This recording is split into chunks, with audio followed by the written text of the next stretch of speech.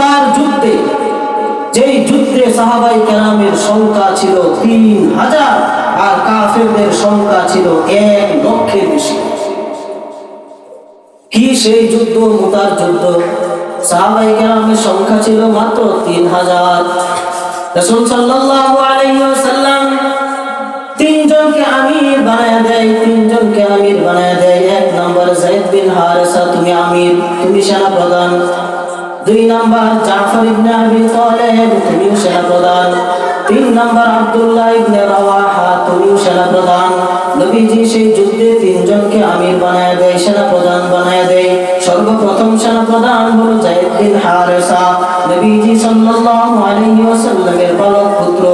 আল্লাহর হাবিব সাল্লাল্লাহু আলাইহি ওয়াসাল্লাম যায়েদ বিন হারেসাকে বললেন, যায়েদ তুমি সেনা প্রধানের দায়িত্ব পালন করবে। যখন তুমি শহীদ হয়ে যাইবা তখন জাফর ইবনে আবি তালেব, আলী রাদিয়াল্লাহু তাআলা আনহুর ভাই, সেনা প্রধানের দায়িত্ব পালন করবে। যখন সেও শহীদ হয়ে যাবে তখন আব্দুল্লাহ ইবনে রাওয়াহা সেনা প্রধানের দায়িত্ব পালন করবে।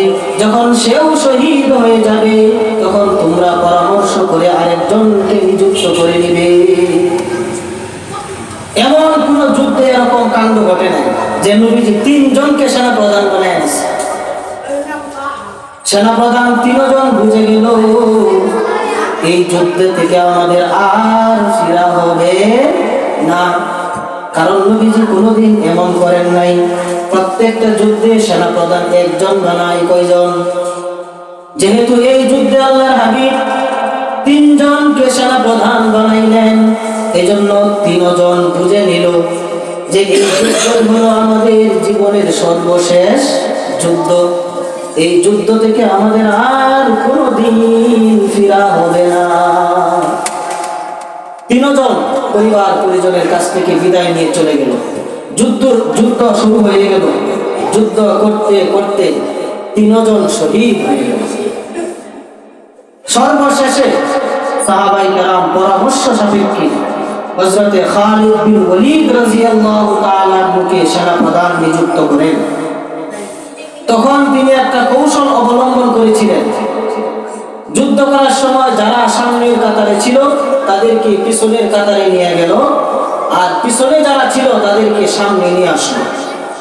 যখন কাফেররা দেখল নিত্য নতুন চেহারা, তখন তাদের মনের মধ্যে ভয় ঢুকে গেল যে হয়তো মুসলমানদের সাথে আরো সেনাবাহিনী, আরো বাহিনী কি হয়েছে, যুক্ত হয়েছে, যেহেতু নতুন চেহারা।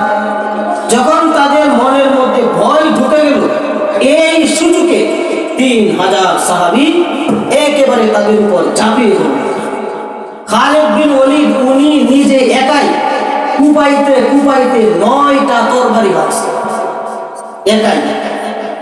কি পরিমাণ কাফেরকে হত্যা করা হয়েছে! 1 লক্ষ কাফের 3000-এর সামনে টিকতে পারে নাই। সর্বশেষে পলাইতে তারা বাধ্য হয়েছে।